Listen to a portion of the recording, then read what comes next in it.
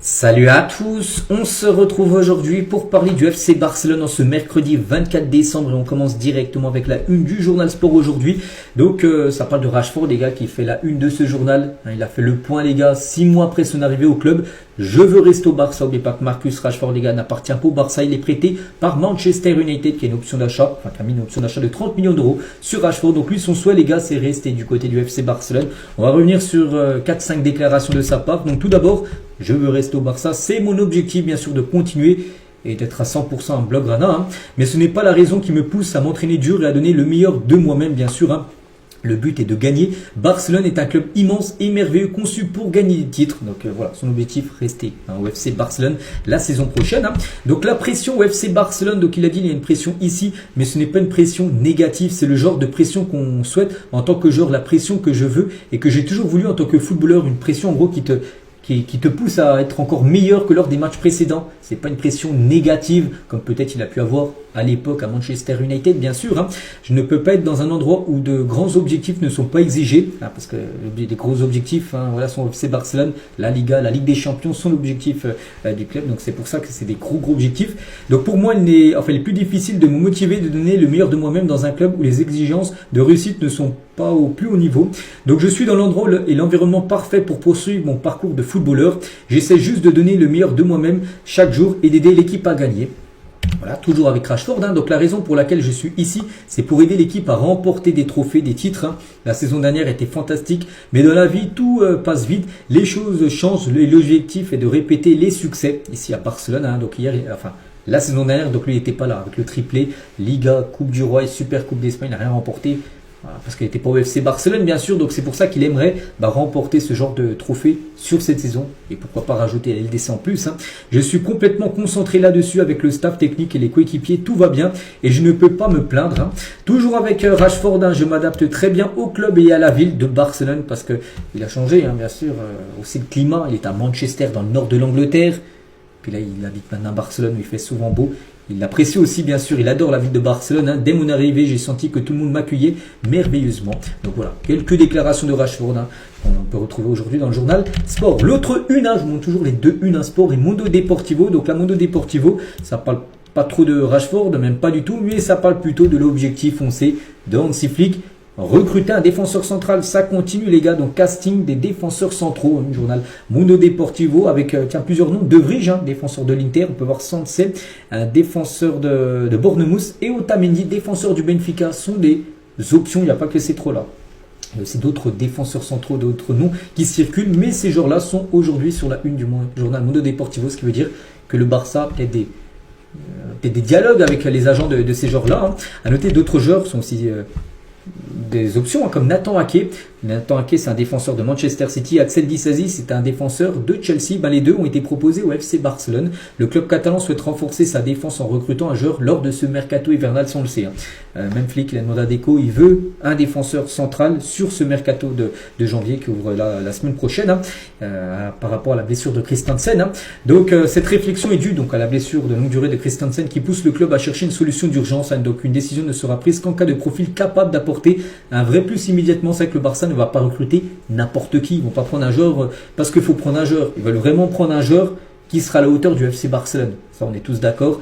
Et logique, voilà. Parce que recruter n'importe qui floppe le joueur, non. Et c'est pour ça qu'il faut être très intelligent dans le profil bien sûr que le Barça veut recruter. Donc voilà, il y a plusieurs noms. Nathan Ake, Disasi, De Vrij, Otamendi ou pourquoi pas Margui.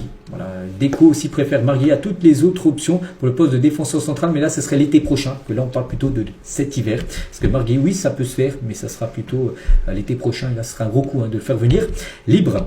Concernant un défenseur central, Araujo, au club bien sûr, mais il fera bien son retour, on en parlait bien sûr ces derniers jours qu'il est peut-être là pour le lundi 29, donc lundi prochain, retour à l'entraînement, et il sera bien là, Araujo, il sera bien présent, il pourrait potentiellement être disponible pour le match contre l'Espagnol Barcelone, le samedi 3 janvier prochain. Concernant aussi le mise à jour sur les blessures au FC Barcelone, parce qu'on sait qu'il y a encore des joueurs qui sont blessés, qui vont faire le point là en ce 24 décembre, veille de Noël. Donc tout d'abord Koundé, ok, pas de problème sérieux, Koundé est sorti je crois sur blessure lors du dernier match. Villarreal, il n'y a pas de souci, hein. Il jouera, il sera présent à l'entraînement lundi, il jouera le match contre l'Espagnol. Pas de souci, pas de blessure. Christensen, donc lui blessure, hein. Blessure partielle, le ligament croisé antérieur, en sortie jusqu'en avril. Enfin avril, tout dépend. Là, ça peut être plus long. Ce sera pas plus court, hein. Voilà, au moins avril minimum, donc il va louper au moins les 4 prochains mois, voire plus, hein. Christensen. Donc Araujo, donc on a parlé juste avant, attendu de retour dans l'équipe début 2026. Voilà, il sera là, Araujo, hein, ça y est, il n'était pas blessé, c'est juste mentalement qu'il a besoin de repos, il reviendra, ça c'est sûr. Donc Pedri, hein, qui a loupé le match contre Villarreal, donc devrait être en format pour le derby après la pause, donc le samedi 3, le match contre l'Espagnol, il devrait être là, Pedri. Donc Daniel Mo, souvenez-vous, il s'est fait une luxation à l'épaule, hein. Donc il pousse pour revenir, donc minute possible contre l'Espagnol. Il pourrait peut-être jouer peut-être la fin de match contre l'Espagnol, donc il est très proche du retour. Et Gavi, donc lui, Gavi aussi il est blessé depuis 4-5 mois. Aucun retour prévu avant février. Donc lui sera février. Donc en gros, tout le monde est présent à part Gavi et Christensen, eux qui reviendront, on va dire, un peu plus tard. Donc Gavi en février et Christensen peut-être en avril. Sinon tout le monde sera de retour normalement. Donc c'est quasiment... pratiquement le groupe au complet. Des fois les gars il y a beaucoup plus de joueurs blessés. Des fois il y en a à peu près 7-8 blessés en même temps. Mais là, avec avec tous ces retours-là, il y aura seulement encore 2 blessés de longue date, hein, du côté du FC Barcelone. On continue avec Pedri, hein, Pedri là qui sera de retour à l'entraînement la semaine prochaine. Hein. Et tiens, quelques déclarations de sa part. Mes amis me mettent beaucoup de pression. L'un d'eux plaisante toujours. Quel mauvais jeu tu as joué. Hein, en fait, tu as fait un mauvais match. Hein, peut-être il le chambre en gros, parce que c'est rare, hein, de voir Pedri louper son match. Il me pousse à tout donner sur le terrain. C'était un rêve que nous partagions tous les deux. Devenir des joueurs professionnels. Hein.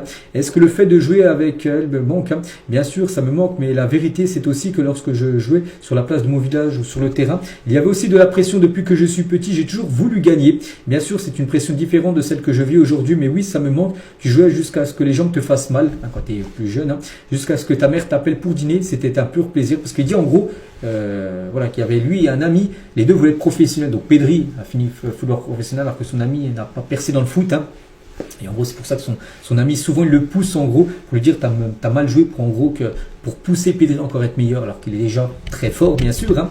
Toujours avec Pedri, hein, donc avec ses amis. Hein. Donc, ce sont les personnes les plus proches de ma vie, de mon cercle proche. Hein. Mes amis et ma famille m'aident toujours à rester humble et ancré, bien sûr. Hein. Mes amis me manquent parfois beaucoup. Hein. Ils vivent à Tenerife et c'est naturel. Néanmoins, nous restons toujours en contact et quand ils le peuvent, ils viennent à Barcelone pour me voir jouer, bien sûr. Chaque fois que nous nous rencontrons, hein, c'est un plaisir. J'ai passé toute mon enfance avec eux. Nous avons passé beaucoup de temps ensemble et ils m'ont fait mûrir. Je suis ce que je suis grâce à eux, donc grâce à ces amis. Donc il y a ses amis de football, là on peut voir par exemple Ferran Torres ou même Eric Garcia, même Marc de Tenas, hein, ancien gardien. Mais là il parle de ses amis de sa jeunesse, bien sûr, hein, qu'il appelle souvent, voilà, qui viennent souvent au stade, hein, pour aller le voir jouer. Toujours avec Pedri, tiens, le journaliste lui dit, hein, donc concernant le dernier Classico contre le Real, hein, qu'est-ce qui vous a le plus blessé? Donc la défaite, c'était une défaite 2-1 contre le Real, la blessure où il s'est blessé, le carton rouge qu'il a pris en fin de match ou tout le reste. Hein. Il a dit Pedri, tout honnêtement, hein, la défaite est toujours la plus douloureuse, mais aussi le carton rouge, surtout que c'était la premier rouge de sa carrière en gros.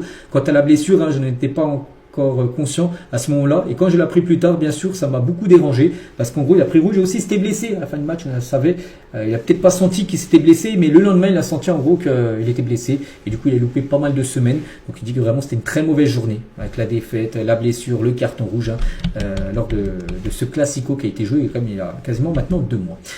Pedri toujours gagne encore la Ligue, donc la Liga, pourquoi pas, ça ne sera pas facile du tout, mais j'espère que nous répéterons le triplé national de ce qui a été fait saison dernière, hein. Donc que nous remporterons aussi la Ligue des Champions, qui est maintenant l'objectif. Hein. Saison dernière c'était la Liga, l'objectif numéro 1. La Liga a été remportée cette année. Depuis le début de saison, hein, je vous l'ai dit, toutes les déclarations d'Hansi Flick ou peu importe sont dit, la LDC est l'objectif principal, hein, cette saison. Donc on verra bien sûr ce que ça donnera. Et pour finir aujourd'hui avec Pedri, hein, est-ce que j'aime le nouveau format de la Ligue des Champions par rapport à avant où il y avait 4 équipes par poule, hein, des matchs aller-retour. Il a dit, je ne peux pas dire avec certitude à 100% lequel est meilleur, ce système ou le précédent, mais si je devais choisir, je préfère le nouveau. Il y a plus de matchs entre les grandes équipes dans les premières phases, c'est vrai. Je pense aussi que beaucoup de supporters de foot préfèrent ce nouveau format avec 8 adversaires différents, mais c'est vrai qu'il y a souvent des grosses affiches, hein, dès les matchs de poule, alors qu'avant en match de poule il y en avait très peu. En Champions League, donc voilà les gars ce qu'il y avait à dire aujourd'hui sur Pedri, sur tout ce qu'il y a à dire autour du Barça. Donc moi je vous souhaite une bonne journée, je vous souhaite un bon réveillon, voilà pour ceux qui fêtent réveillon ce soir, et sinon on se retrouve demain, bien sûr. Demain on est le 25, c'est Noël, mais il y aura des infos comme tous les jours sur le Barça. Allez, je vous laisse, je vous souhaite une bonne journée et à demain.